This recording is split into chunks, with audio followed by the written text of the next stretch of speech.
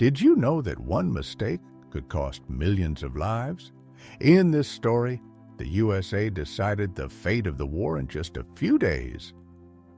If you're interested in the truth about World War II, subscribe and hit the like button. There are many shocking facts ahead. June 1943, Camp Hearn, Texas. The first train of German captives rolls in from North Africa, and with it, a collision between belief and reality. Picture the scene. Veterans of Erwin Rommel's famed Africa Corps, men who had fought across dunes and wadis, step onto American soil after the Axis collapse in Tunisia. On May 13, 1943, between 250,000 and 275,000 German and Italian soldiers laid down their arms before the Allies. Now some of those very men are here, looking around with wary curiosity. Over the next 3 years, what they encounter will pry loose, then shatter the certainties Nazi propaganda had hammered into them about the United States. You and I might ask, what breaks first stone of story? Meanwhile, in Washington, another instrument of clarity is being forged. On November 3, 1944, Secretary of War Henry L. Stimson, acting on President Franklin D. Roosevelt's directive, creates the United States Strategic Bombing Survey to reckon with the effects of Allied bombing on Germany. That survey would catalog smashed roofs and twisted girders.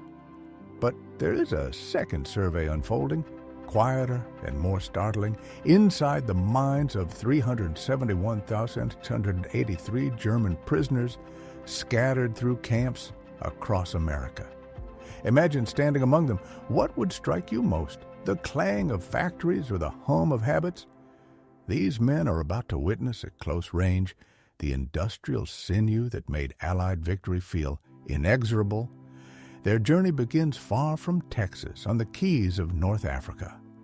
At processing centers in Oran and Casablanca, they taste, quite literally, the rhythm of American organization, the U.S.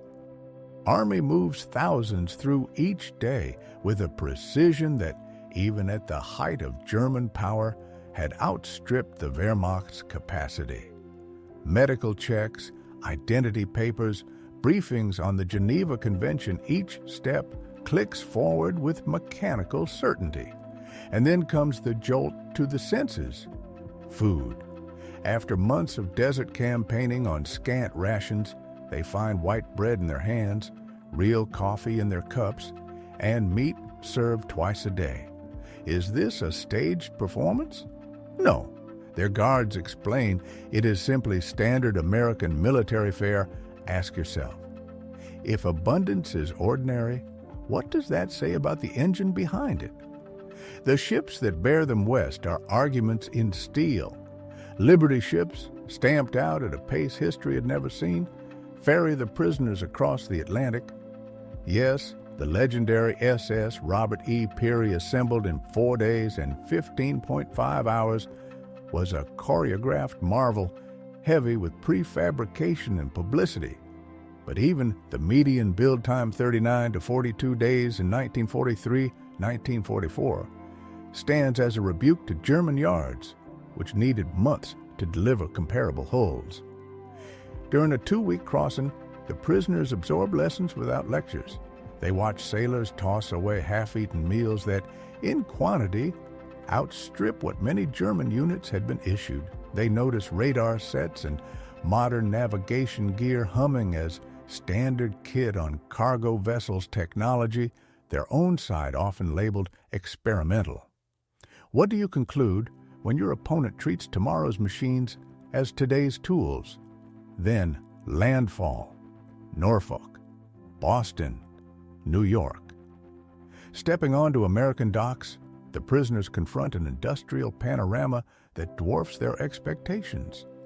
Consider Norfolk Naval Base alone: 4,300 acres of shipways and workshops, construction and repair carried on at once, the whole complex pulsing like a single organism. The men count dozens of vessels in various stages, keels laid, plates riveted, hulls resheathed, and in a single day watch, more work underway than some German ports could manage at capacity. If you were there, would you feel awe or dread? And yet the most devastating blow to propaganda does not come from cranes or slipways, but from the ride that follows. As the trains pull away toward prison camps inland, window after window frames an unbroken thesis. Tracks threading through factory belts, freight yards stacked high, towns feeding rails that feed the war. The rail journey becomes, for many, the definitive rebuttal to the tale of American weakness. A moving classroom where every mile teaches the same lesson again and again. The story they were told cannot survive the view from the car. Unlike the cattle cars that had shuttled German troops to the front, these prisoners rode in passenger coaches, seats upholstered, dining cars rattling with crockery, and in some cases, sleeping berths that turned night into a tolerable pause. Imagine peering through those windows. An electrified nation unfurls mile after mile. Every small town burns with light. Out in the countryside, where Germany would fall into pitch darkness after dusk, farmhouses and barns glow as if stitched together by a necklace of lamps.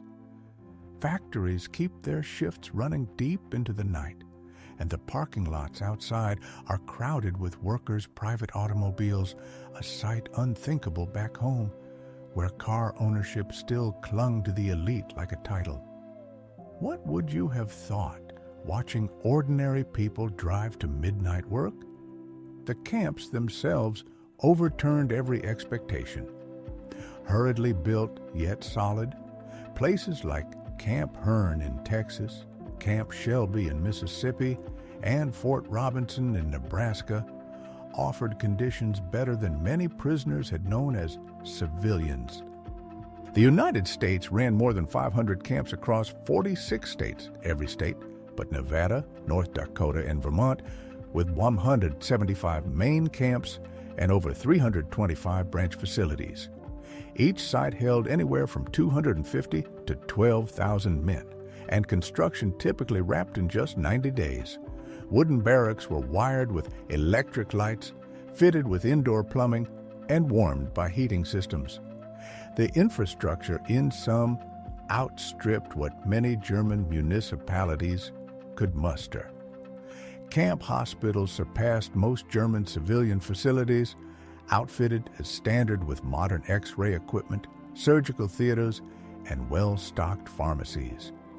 American medical staff administered penicillin freely, a drug that German forces could scarcely obtain even for the most critical cases.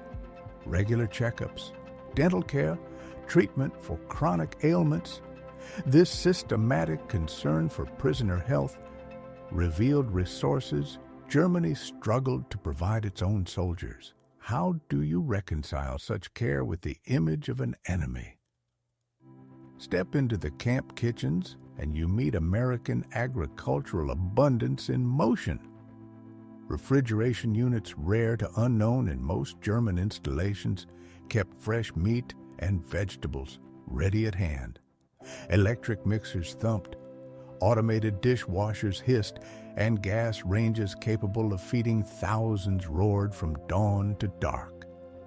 Daily rations brought fresh milk, eggs, meat, and vegetables in quantities German civilians had not seen since before the war. Regulations mandated preparing an extra 10% to guarantee full portions. The resulting waste, however unavoidable, unsettled men from a nation locked into severe rationing. Would you not feel a twist in the gut watching food scraped away? By the autumn of 1943, American labor shortages opened the gates to prisoner employment in agriculture and industry. While this program met urgent economic needs, it also exposed German captives to American methods on the factory floor and, especially, on the farm. Across the Midwest, they encountered a mechanized countryside that rewired their sense of scale. single farms in Iowa or Nebraska could spread over more acreage than entire German villages. Tractors, combines, and a suite of machinery enabled individual farmers to cultivate hundreds of acres. Hybrid seed corn born of American agricultural research produced yields double those of traditional strains. Chemical fertilizers, so desperately needed in Germany for explosives production, were abundant in American fields. Rural electrification had reached over 90% of U.S. farms by 1943, compared with less than 20% in Germany. The productivity gap was staggering. American farms were attaining yields that German agriculture struggled to match, though the specific claim of 60 bushels of wheat per acre cannot be verified in available records. And so the question lingers, when the countryside works like a factory and the night shines like day, what else about the war must be reconsidered? Contemporary accounts left no doubt. American farms produced yields that dwarfed those of Germany. One man on a tractor could now do the work that, back home, would have required dozens bending their backs in the fields. Mechanization was not mere convenience, it was revolution.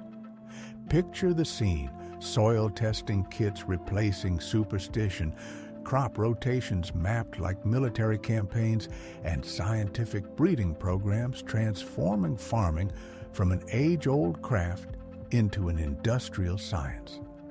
For prisoners raised on the myth of German efficiency, it was like glimpsing the future through a window.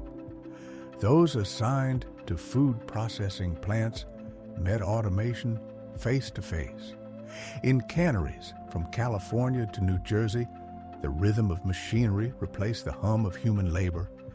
Automated filling lines, electric conveyors, and rigorous quality checks ran with skeletal crews while American men fought overseas. Yet output didn't just hold steady. It surged beyond pre-war levels. How could a nation at war produce more with fewer hands? The answer, they learned, was efficiency turned into culture. Near the industrial centers, even when forbidden to take part in direct war production, the prisoners stood close enough to feel the pulse of American manufacturing might. The Detroit area alone contained more automotive capacity than the entirety of Germany. Factories that once rolled out automobiles now delivered tanks, aircraft engines, and military vehicles in quantities German industry could scarcely imagine. The prisoners at Willow Run, able to glimpse that vast Ford plant, watched B-24 bombers emerge from its assembly line one every 63 minutes at the height of April 1944. True, that tempo couldn't be sustained indefinitely, but even so, it demonstrated capabilities German aircraft manufacturers never matched, not even with their simplest fighter designs. What would you have thought, seeing bombers take shape faster than your comrades could load them? Electricity was everywhere, and that, more than anything, unsettled the prisoners' sense of scale. American homes, farms, and factories devoured electrical power at rates that seemed fantastical. A single aluminum plant in Tennessee consumed more current than some German cities. Projects like the Tennessee Valley Authority had harnessed rivers into power sources that roared day and night. Hoover Dam alone generated more energy than several German plants combined. This ceaseless current fed 3-shift factories and an entire civilian life of refrigerators, radios, and lights, burning freely resources that Germany had long since diverted to the front. Then came a human shock of a different kind. After Italy's surrender in September 1943, Italian prisoners who cooperated with the Americans were granted privileges that upended German expectations: better quarters, paid work, even social interaction with civilians. The Germans watched their former allies stroll through towns while they themselves remained behind barbed wire, and yet even their confinement was gentler than what Germany offered its own wounded or captured. Christmas 1943 delivered perhaps the deepest wound to Nazi ideology. Imagine it. American churches and civic groups sending gifts to German prisoners, men whose nation still fought their sons. Congregations held Christmas services in German. Local families baked and donated food for special holiday meals. To the prisoners, it was incomprehensible, this generosity toward the enemy. But to the Americans, it was confidence itself. Only a nation sure of its victory can afford compassion toward its foes. By early 1944, the transformation had reached the mind. Around 25,000 prisoners completed formal courses, English, American history, vocational training. Major universities offered correspondence lessons and occasional lectures. Camp libraries brimmed with thousands of volumes, including German-language books and periodicals. Newspapers, unrestricted and varied, introduced these men to a freedom of press unknown in Nazi Germany. Professors spoke of democracy, of economics, of the moral scaffolding behind this vast industrial civilization. The intellectual experience merged with the sensory one. What they saw in America's material abundance now had an explanation and a name. They did not merely witness American success. They analyzed the machinery that produced it. Prisoner-run newspapers became mirrors of this mental shift. By 1945, no fewer than 135 distinct publications were in circulation, organs that had opened with defiant nationalism, but steadily pivoted toward debates on post-war reconstruction and the architecture of democratic governance. American authorities, strikingly permissive, allowed a breadth of editorial freedom unthinkable in Nazi Germany, letting prisoners probe political and economic ideas that had been criminalized at home. Pair intellectual liberty with material plenty, and you have a force more convincing than any loudspeaker of propaganda. Among these papers, one stood out. Der Ruf, the Call, edited at Fort Kearny, Rhode Island, then distributed to camps nationwide. Carefully staffed with anti-Nazi prisoners, selected through the reeducation program, it served as a guided doorway into democratic concepts and sober reflection on Germany's future. Trace the arc of these publications from early bravado to an eventual embrace of democratic principles, and you chart in print the prisoner's ideological transformation. Then came the thunderclap. On June 6, 1944, the announcement of D-Day delivered overwhelming proof of American power. The invasion force, thousands of ships and aircraft, hundreds of thousands of troops, displayed an organizational reach that defied German comprehension. Days later, newsreels rolled in camp theaters, an armada stretching to the horizon, artificial harbors knitting a temporary coastline, supply systems feeding the offensive like arteries. Watching, the prisoners grasped that their homeland faced not simply defeat in battle, but complete industrial overmatch. Spring 1945 brought the war in Europe to its end, and with it, a moral reckoning. As American forces liberated Nazi concentration camps, the footage reached the POWs. Many balked at first, dismissing it as Allied fabrication. But testimonies from American soldiers, reports from international observers, and eventually letters arriving from Germany stripped away denial. The revelation finished what abundance and freedom had begun. Not only had Germany lost militarily and industrially, the entire Nazi project stood exposed as criminal. The statistics of the German POW experience in the United States underscore the program's scale and its discipline. From 1943 to 1946, 383 German prisoners were held across 46 states. There were just 2,222 escape attempts, less than 1%. One man, Georg Gertner, did manage to slip away from Camp Deming, New Mexico on September 21, 1945, remaining at large for 40 years before voluntarily surrendering in 1985. Even so, the overall recapture rate exceeded 99%, and not a single American civilian was harmed by an escapee. Their labor mattered, though the precise tallies are debated. Claims of 14 million agricultural man-days and 230 million in labor value cannot be verified in available records. What is documented is clear enough. Prisoners received 80 cents per day, while businesses paid the U.S. government 45 cents per hour per laborer.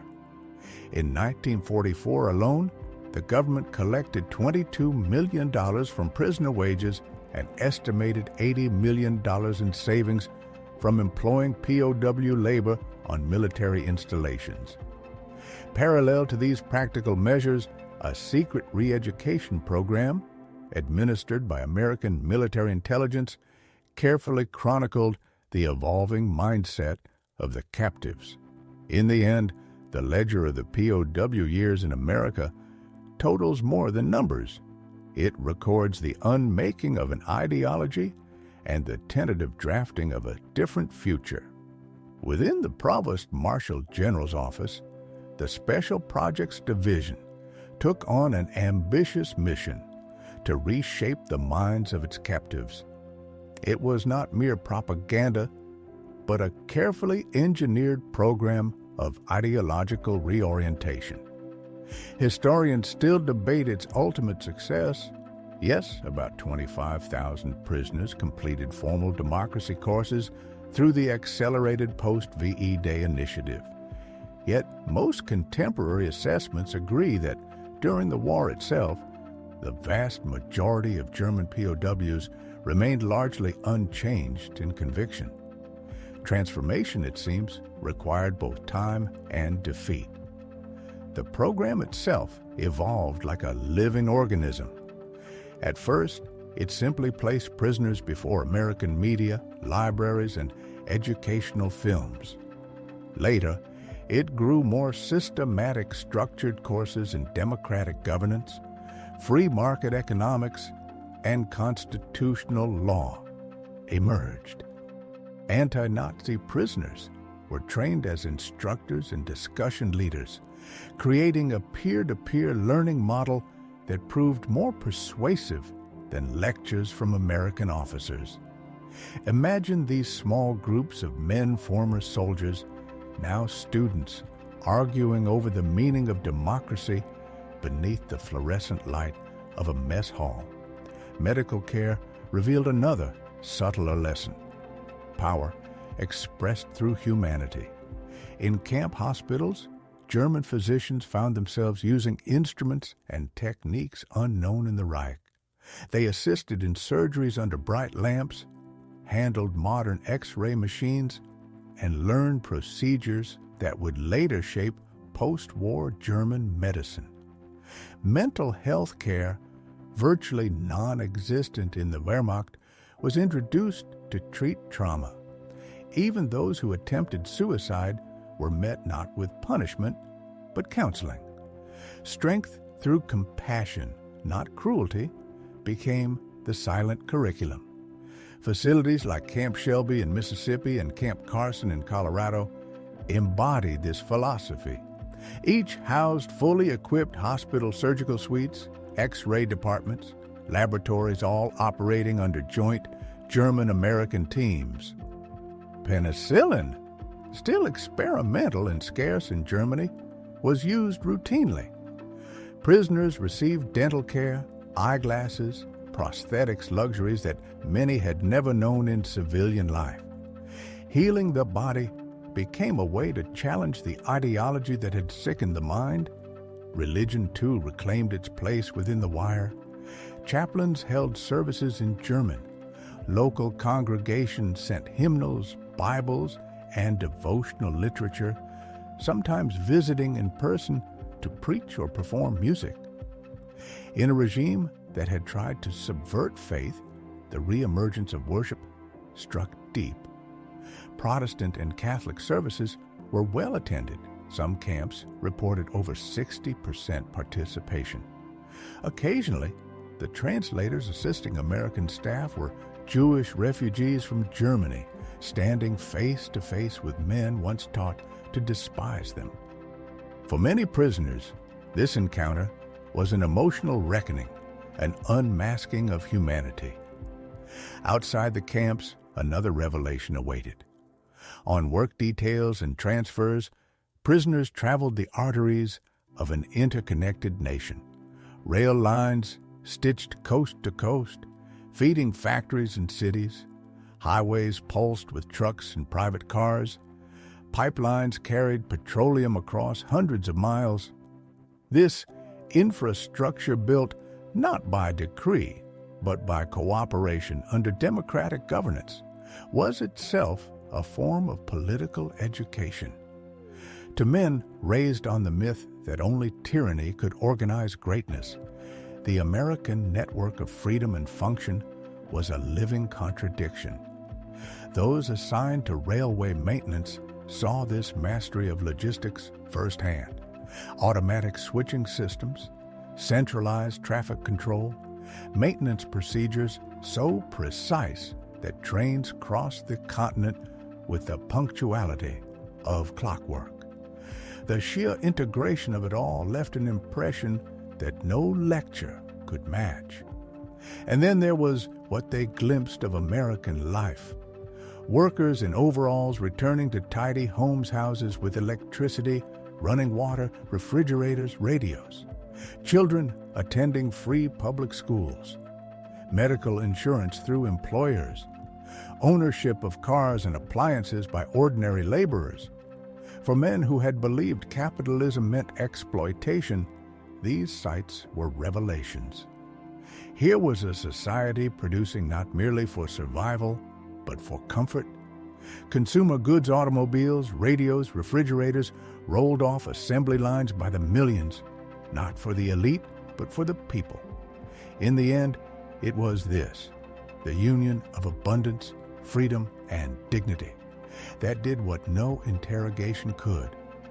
The prisoners of Camp Hearn and hundreds of other outposts across America came to see that democracy's strength lay not in its armies alone, but in its everyday miracles.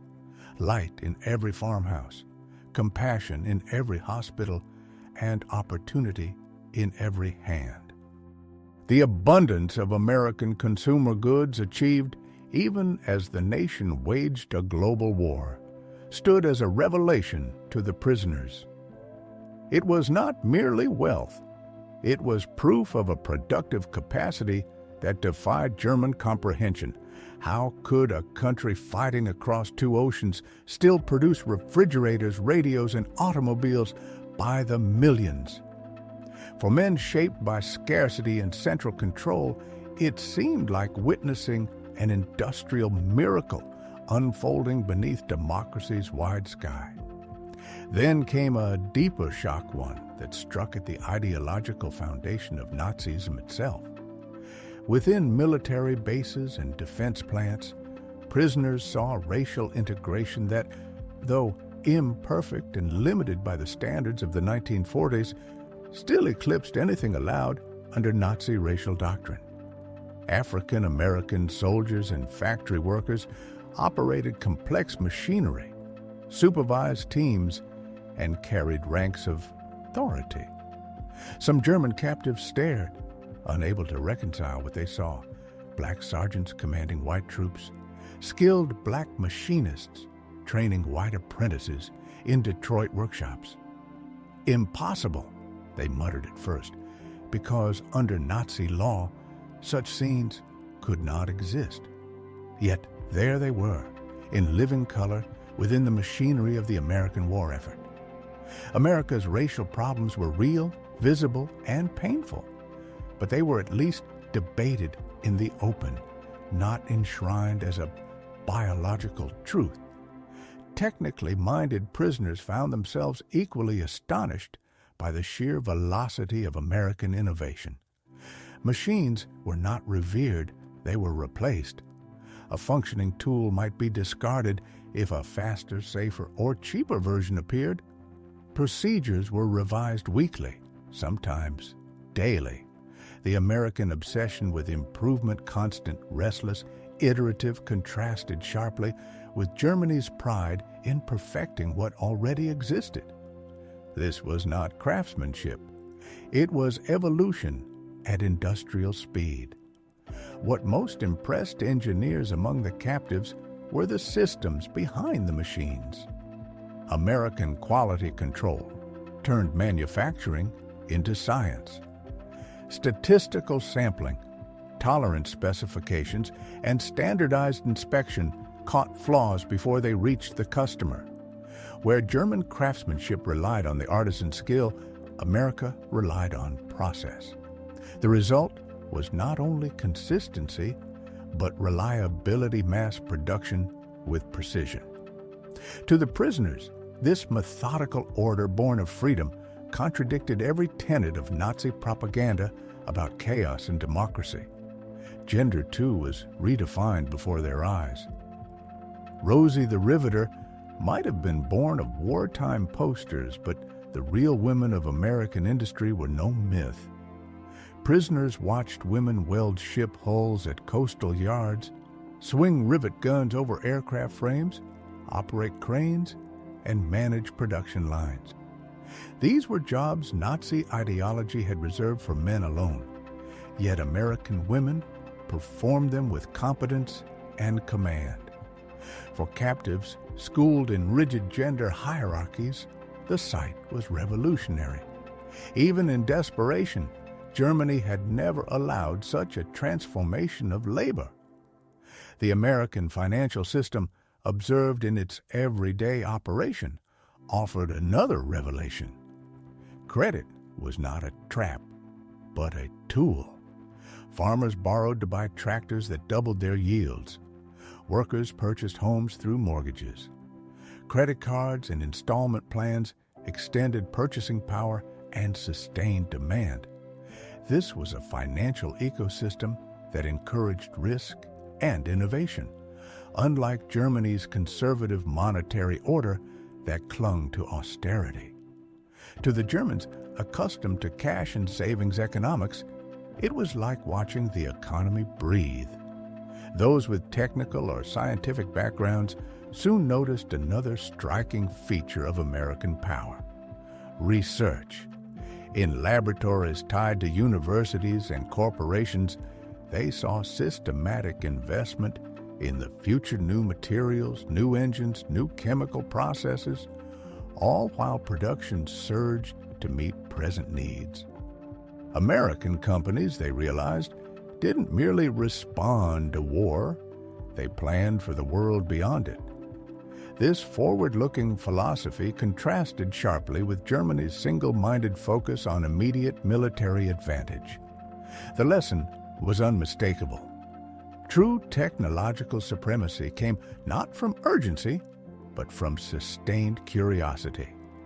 Some prisoners would later admit that this understanding, America's faith in research, was their most lasting impression. American management methods also startled them. Authority was distributed, not hoarded. Lower-level supervisors made real decisions without waiting for orders from above. This management by objective, emphasizing initiative and outcomes rather than blind obedience, was an alien concept to men raised in rigid hierarchies. It bred efficiency and cultivated leadership from the bottom up. To the Germans, it was inconceivable, and yet it worked. Labor relations revealed yet another paradox of freedom: productivity through cooperation. Even under wartime restrictions, the framework of collective bargaining remained intact. Workers had unions, and while strikes were limited, participation in productivity gains was encouraged.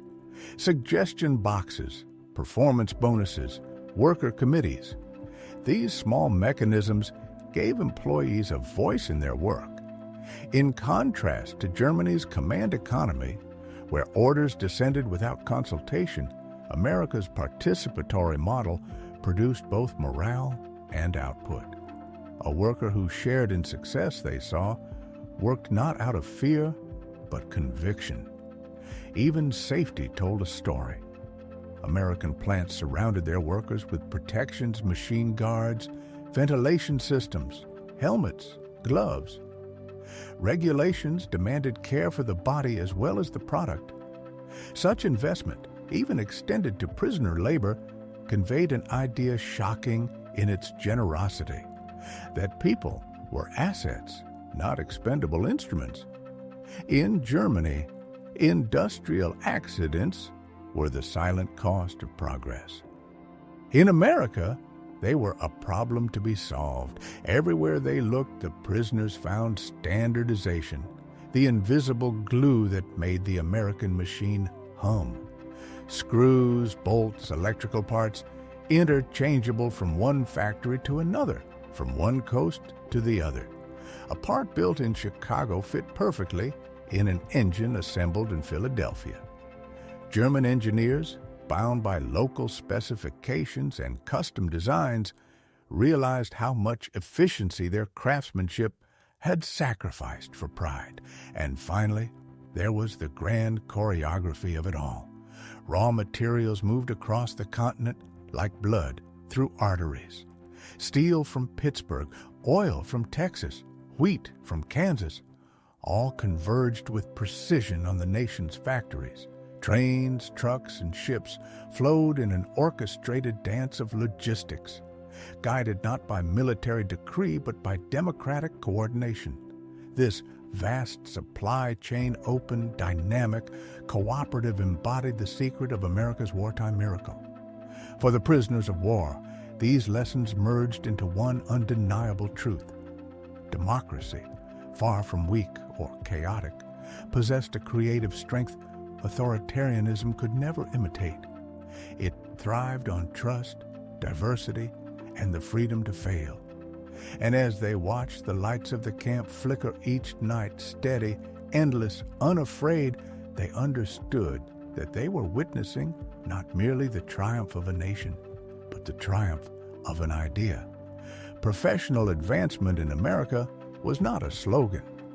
It was a pathway laid open after sunset. Night schools and correspondence courses signaled a national commitment to human capital, letting workers sharpen their skills while still drawing a paycheck. Careers advanced through study, not patronage. For prisoners raised within Germany's class-bound constraints, this meritocratic ascent felt like a quiet revolution.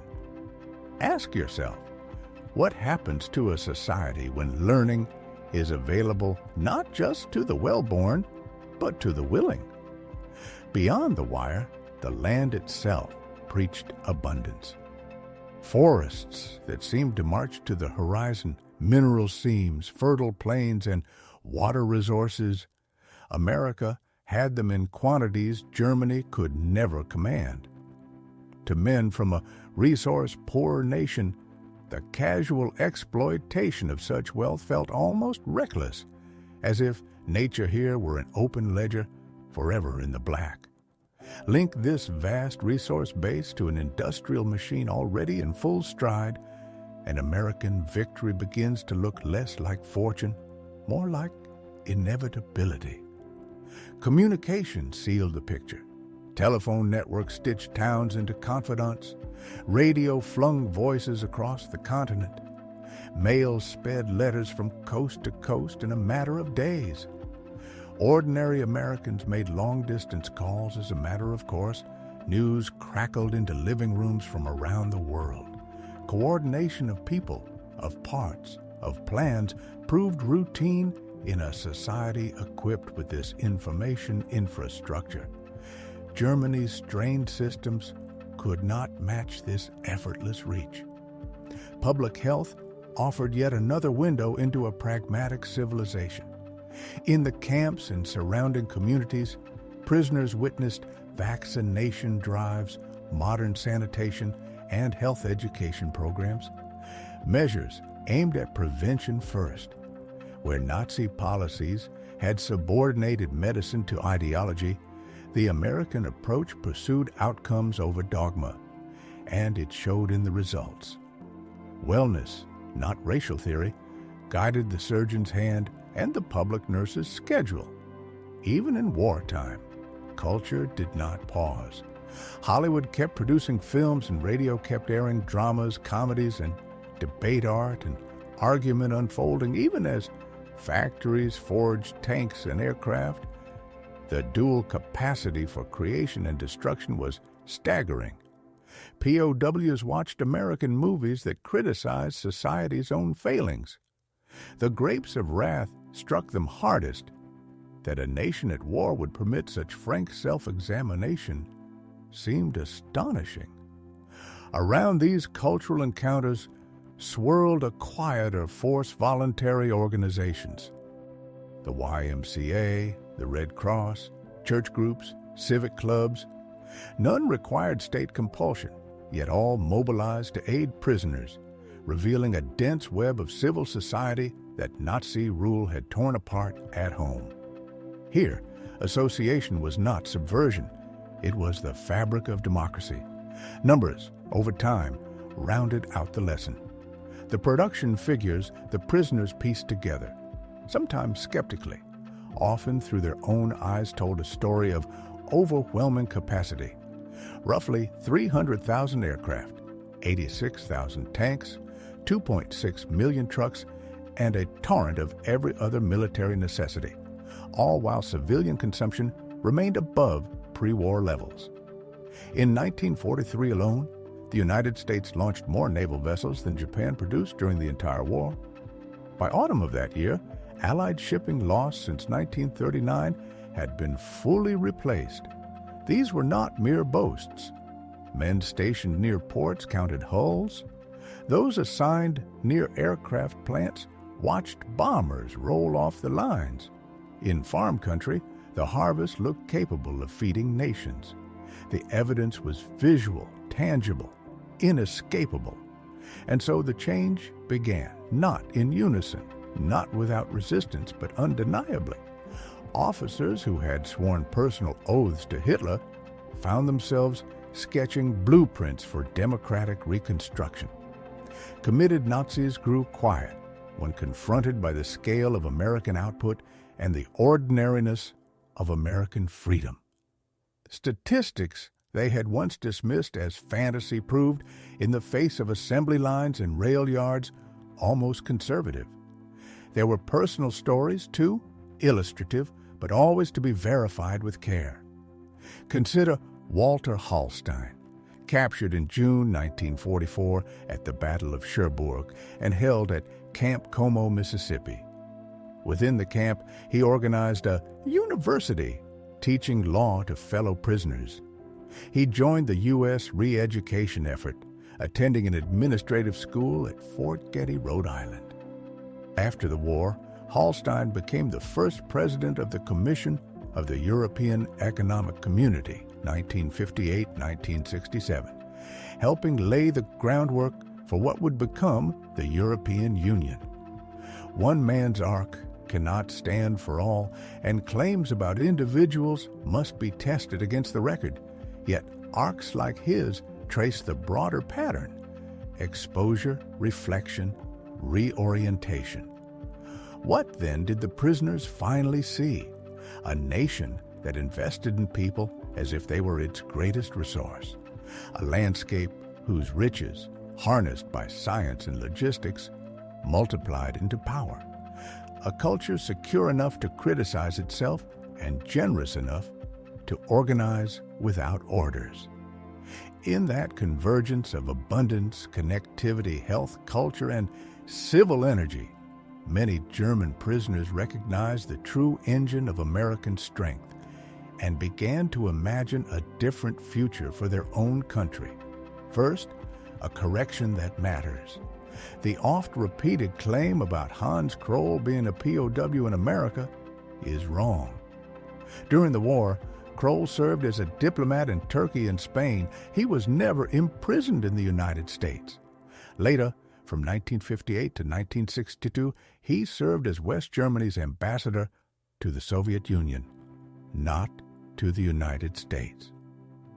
His wartime path, in short, was entirely different from that of the POWs whose experience we trace here.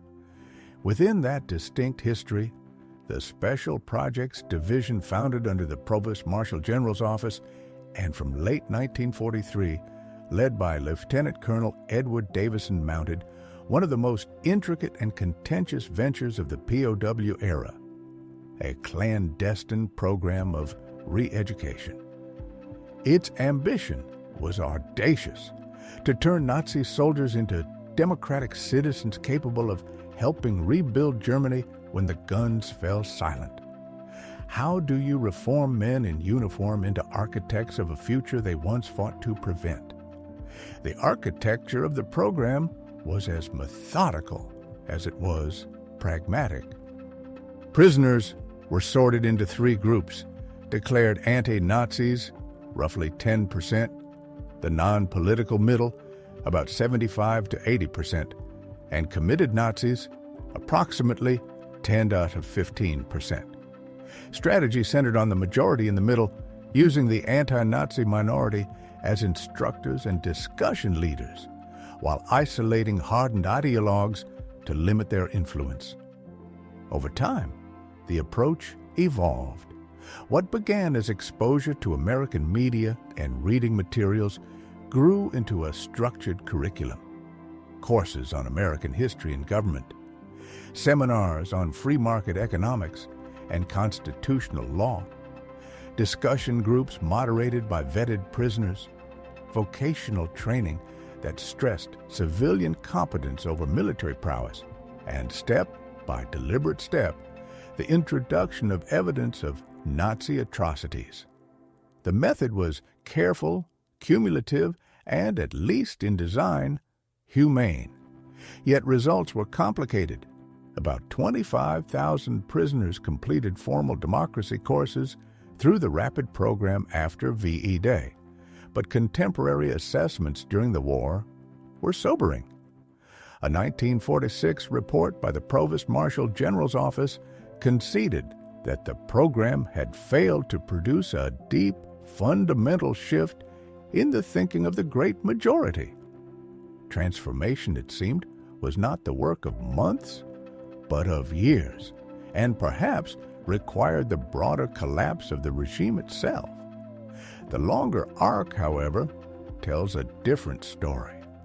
Many former prisoners later stepped into roles within West Germany's reconstruction, carrying with them ideas and methods they had first encountered behind American wire, even though the Marshall Plan would not be announced until 1947. The groundwork for German-American cooperation had been laid in conversations, classrooms, libraries, and work details during captivity. These men understood that prosperity flowed from production rather than conquest, that democracy could generate wealth more effectively than authoritarianism, and that treating workers as stakeholders, not subjects, yielded better results than coercion. The technical assistance program that accompanied the Marshall Plan drew on precisely these relationships. Ex-POWs who had seen American factories, farms, and management up close became interpreters, not just of language, but of culture, bridging American expertise and German implementation. Agriculture became one of the most consequential arenas for this translation. Pre-war German farming had remained largely traditional: small plots, animal traction, limited mechanization.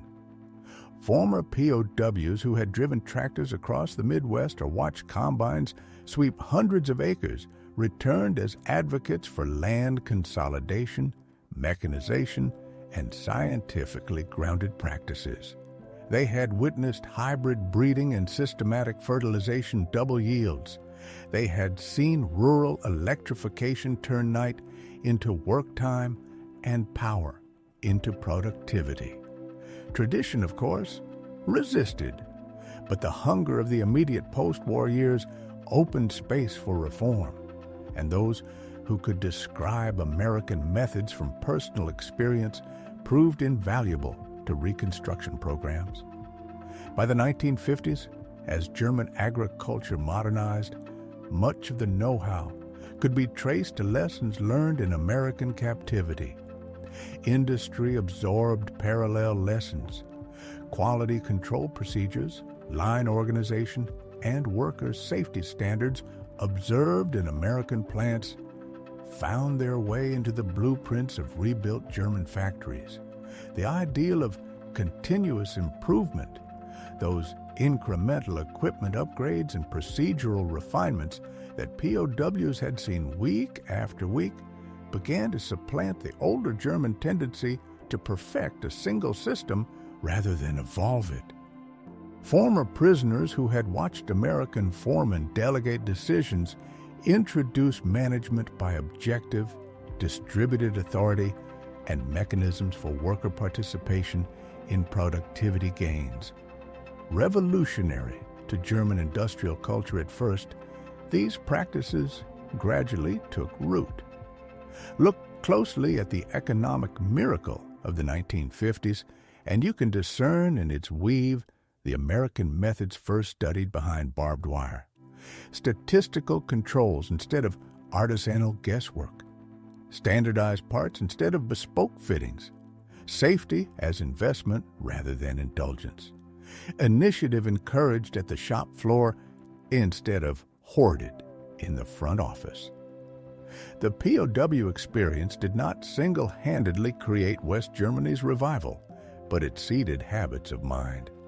And those habits, cultivated in classrooms and workshops under a foreign flag, helped a defeated nation learn how to build again. The transformation that unfolded within America's prisoner of war camps went far deeper than simple exposure to material abundance. It was, in truth, a revolution of the mind. These men had been taught since youth that democracy meant chaos, that racial diversity was decay, that capitalism was exploitation wrapped in hypocrisy. Yet in their daily experience, they encountered the opposite: order emerging from liberty, strength born of diversity, and prosperity generated not by command, but by enterprise.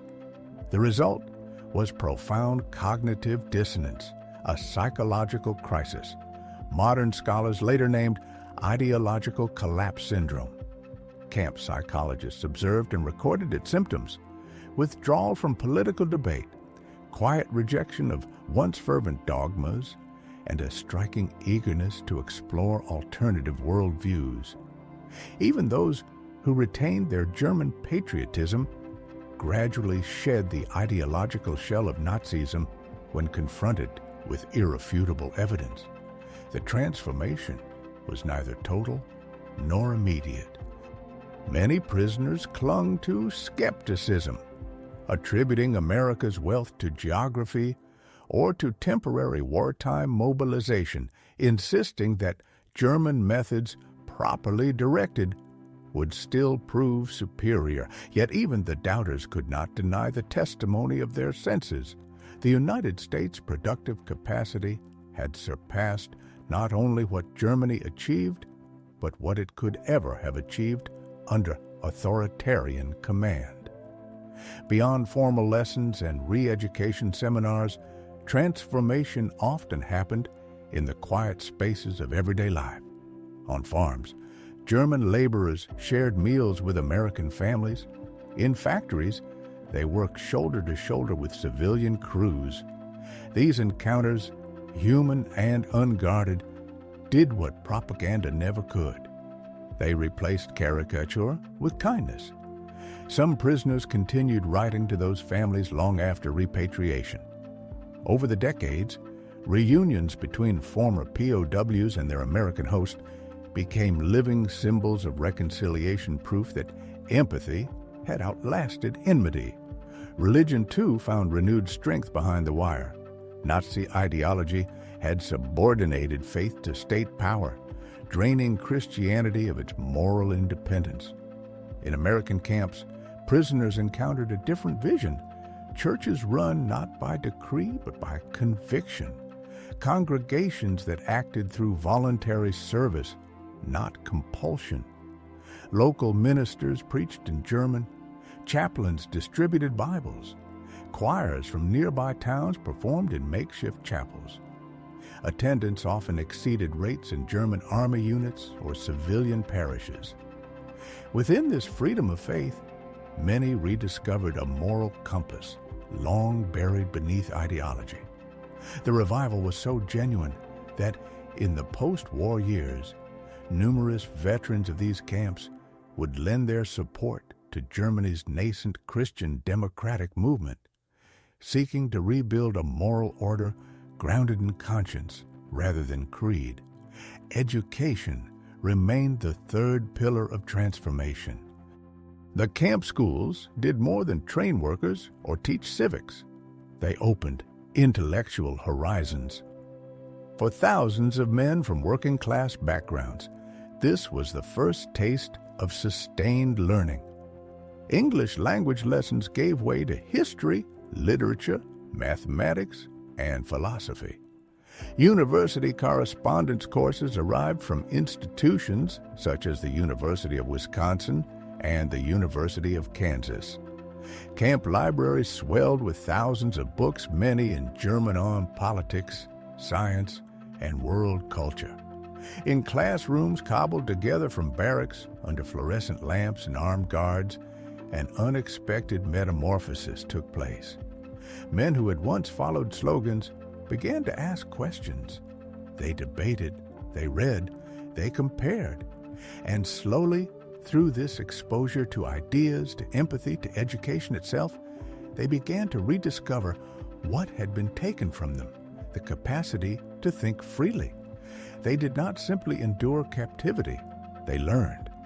In classrooms improvised from barracks and in correspondence courses mailed from distant universities, German prisoners studied English, read American literature, and engaged in conversations impossible under Nazi censorship.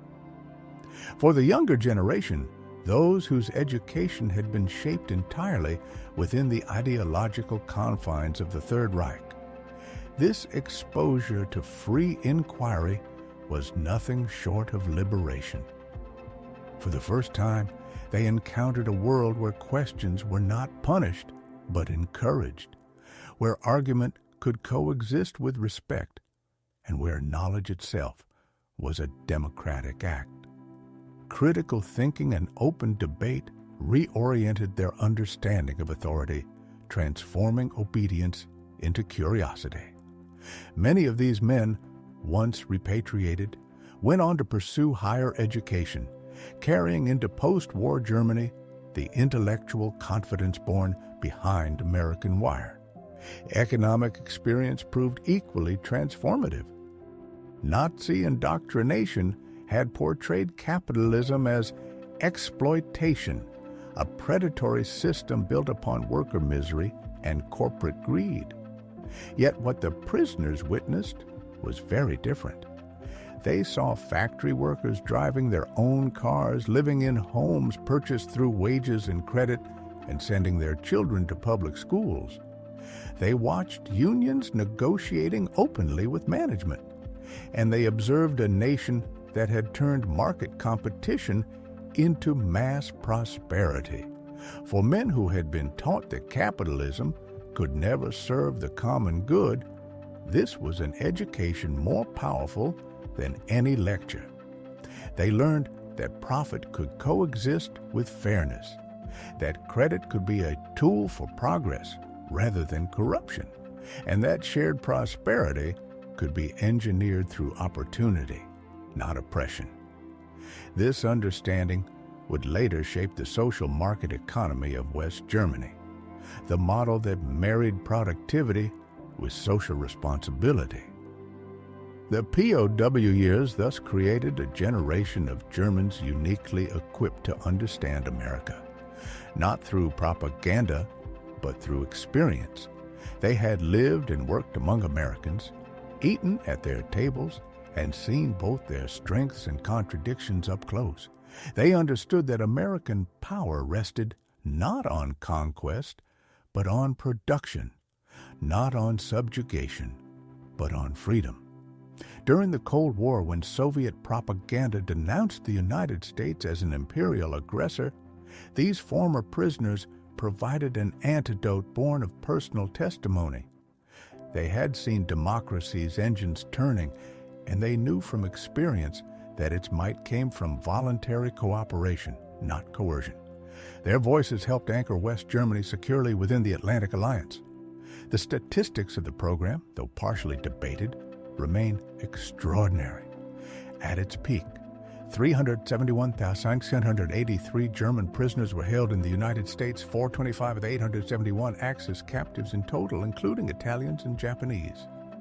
Camps were distributed across 46 states, excluding only Nevada, North Dakota, and Vermont, with 175 main sites and more than 325 branch facilities. Just 2,222 escape attempts were recorded, less than 1%. Roughly 25,000 prisoners completed formal democracy courses. 135 camp newspapers were published. Most camps were constructed in under 90 days. All of this unfolded while America fought a two-ocean war. The logistics alone spoke volumes about the nation's organizational might. And yet, the POW experience was not uniform. Geography shaped perception. In the agricultural Midwest, prisoners watched machines cultivate horizons, proof of a mechanized abundance. In the industrial Northeast, they saw the roar of manufacturing and the hum of urban prosperity. In the South, they encountered racial segregation that partially confirmed Nazi propaganda, but also glimpsed Black Americans working in skilled trades and leadership positions that Nazi laws would have outlawed. In the West, they met the scale of the continent itself: vast land, modern dams, frontier dynamism. Together, these regional impressions formed a panoramic understanding of America, its contradictions, its strengths, its relentless movement. The prisoners could not dismiss prosperity as local or exceptional. From Maine to California, from Michigan to Texas, abundance repeated itself like a refrain. For professional officers, the psychological shock was deeper still. They had been trained to believe that German willpower outweighed material inferiority. That spirit triumphed over steel. Yet in America, they saw another truth emerge. That quantity had a quality of its own. Material superiority granted tactical flexibility, strategic depth, and the freedom to experiment. These officers studied the American military with the fascination of professionals, its decentralized command, its integration of civilian expertise, its supply chains measured in oceans rather than miles. They saw that democratic armies could be disciplined without being doctrinaire, efficient without being enslaved to ideology. And perhaps, standing in those camps, many realized what their homeland had lost: not only a war, but a philosophy of progress. The Americans had built power not through fear, but through freedom, not through domination, but through trust in the individual mind. That revelation learned in captivity would echo through the rebirth of Germany for decades to come. The lessons carried home by former prisoners did not fade at the camp gates. They entered the blueprints of a new army. The Bundeswehr, West Germany's post-war military, absorbed American organizational ideas, reshaping doctrine, command practice, and the relationship between uniformed service, civilian expertise, and democratic oversight. What had begun as observation became architecture. Their technical education reached deeper than a bundle of techniques. It touched the very method of innovation. The prisoners had watched Americans chase improvement with relentless energy-retiring serviceable tools when better ones appeared, welcoming new technologies and rewarding initiative rather than punishing deviation. This culture of innovation stood in stark contrast to Germany's traditional emphasis on perfecting established systems. Technically trained POWs took notes on everything: assembly line choreography, statistical quality control, preventive maintenance schedules. They returned with manuals written in memory methods that would feed reconstruction and help German industry regain global competitiveness in the 1950s. The transformation did not end with the men themselves. It echoed through a generation. These ex-POWs returned as fathers, teachers, community figures. At kitchen tables and in classrooms, they passed down new values: skepticism toward propaganda, respect for democracy, and an insistence on human dignity regardless of race or nationality. Their children grew up on stories not of American decadence, but of American abundance and kindness. In this way, the Cold War's moral geography was redrawn at home. A broadly pro-American sentiment in West Germany rested in part on memories formed in captivity. The Americanization of German culture in the 1950s and 1960s, in fashion and film, in business practice and civic life, rose on foundations laid by those POW experiences. The reunions made the change visible. In 1985, more than 500 former prisoners gathered in Austin, Texas, men who returned not as enemies, but as friends, bringing their families to see where their reorientation had begun. At such gatherings, they spoke plainly. They had arrived as Nazi soldiers and departed as democratic citizens. They credited American kindness with opening doors away from hatred and violence.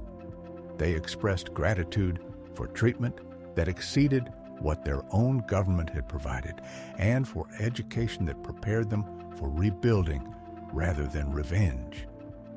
Historians continue to debate the scale and pace of this change. One view holds that the formal re-education program produced little immediate effect. Most prisoners focused on survival and repatriation, not ideology.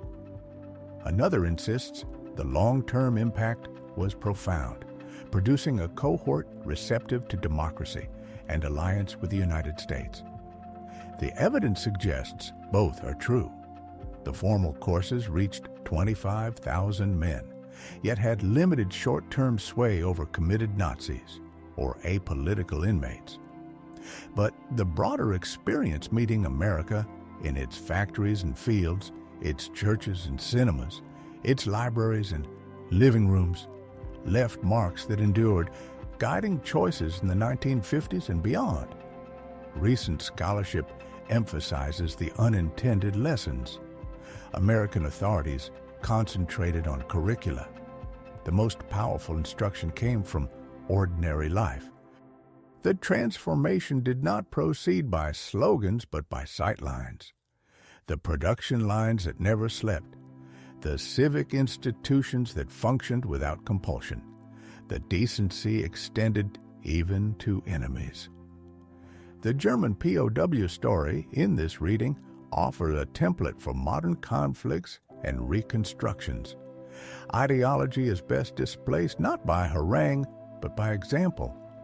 Dignity offered to adversaries can make allies of them, and the daily spectacle of prosperity and freedom undermines authoritarian faith more effectively than battlefield defeat alone. What finally made the difference? Not manipulation, but normalcy. Not a masterful psychological ruse, but a working society. Prosperity proved a stronger argument than propaganda. Reality outlasted rhetoric. The greatest weapon of a democratic nation, the prisoners concluded, is the visible success of its institutions, their capacity to produce, to include, to heal. In that light, the German POW experience in America stands as one of history's most striking cases of transformation through exposure. Without coercion or traditional propaganda, industrial might and democratic values turned defeated foes into future partners. They had come ashore believing in German superiority and American weakness, and left understanding that American industrial democracy represented a civilization more advanced than the one they had served. In 3 short years between 1943 and 1946, 371,783 German prisoners passed through America's network of camps and witnessed what President Roosevelt had called the arsenal of democracy at its zenith.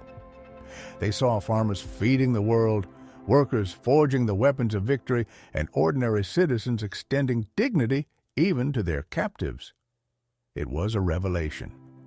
America's might was not measured in bombs or tanks, but in its boundless capacity for creation. Transformation, of course, was uneven. Some prisoners remained skeptical, clinging to fragments of ideology. Others thought only of survival and return. Yet, cumulatively, the change was unmistakable. A generation of Germans went home with first-hand knowledge of American prosperity, democratic governance, market economics, and religious freedom. They had encountered a society where faith coexisted with reason, where wealth served progress, and where liberty produced order rather than chaos. These men became, often without realizing it, ambassadors of democracy. They brought back the habits, techniques, and convictions that would later define West Germany's rebirth.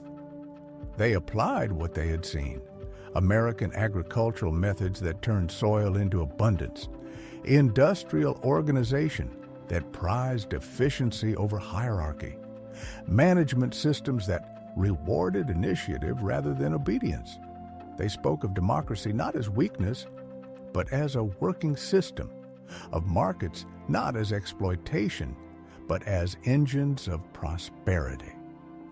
In their homes and workplaces, they raised children whose moral compass pointed toward liberty rather than ideology.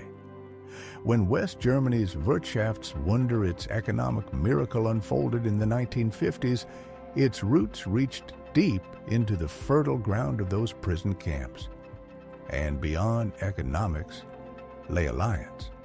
The transatlantic partnership that became the foundation of Western security in the Cold War owed much to the understanding forged in those years of captivity. Former prisoners who had seen American power used with restraint and generosity became advocates for cooperation. They could testify that American strength defended rather than dominated, that American wealth uplifted rather than exploited. In the end, the story of the German POWs in America is one of truth overcoming illusion. No lecture, no pamphlet could have matched the eloquence of the evidence itself. Every electric light burning across the plains, every automobile rolling off an assembly line, every full meal served without ration tickets, stood as a quiet argument against Nazi ideology. These men had expected to find a decadent and divided people. Instead, they found an industrial democracy of astonishing vigor and humanity, a nation capable of arming the world, feeding nations, and showing compassion to its foes. It was there, amid barbed wire and open skies, that many of them learned democracy's most enduring lesson, that its greatest weapon is not fear, but example, not force, but faith in the creative power of free men. In their transformation lay the seeds of Europe's redemption and the final undoing of the Nazi dream. The men who once marched beneath the swastika returned to a shattered Germany not merely as defeated soldiers, but as witnesses to what free societies could accomplish. Their children would grow up in a democratic republic allied with the United States, part of a partnership rooted in an awakening that began when veterans of Rommel's Africa Corps stepped off a train in Texas in June 1943 and realized that everything they had been taught was false. The legacy of the German POW experience in America transcends individual stories or even the boundaries of national reconciliation. It reveals a universal truth. The most potent weapon in democracy's arsenal is not its armies, but its example, the unassailable evidence of a free people's ability to generate abundance without sacrificing human dignity. The German prisoners who once marveled at American industrial might were not only impressed, they were transformed. Their astonishment evolved into understanding, and that understanding became conviction. Their story stands as testament to a profound and timeless truth, that the greatest victories are not born of destruction, but of demonstration, not of conquest, but of conversion, not of hatred, but of humanity. The men who had come to America as instruments of tyranny departed as witnesses to freedom. In that transformation lay the foundation of a better world, one built on the recognition that free people, cooperating rather than commanding, can achieve more than authoritarian powers could ever imagine. The experience of German POWs in America was no mere footnote to the Second World War. It was a chapter in the moral reconstruction of the 20th century, a quiet revolution conducted not with weapons, but with decency. It showed that enemies could become allies, that soldiers could become citizens, and that those who once served dictatorship could become the guardians of democracy. In the end, that transformation achieved not through force, but through the power of example, was perhaps America's greatest victory of all.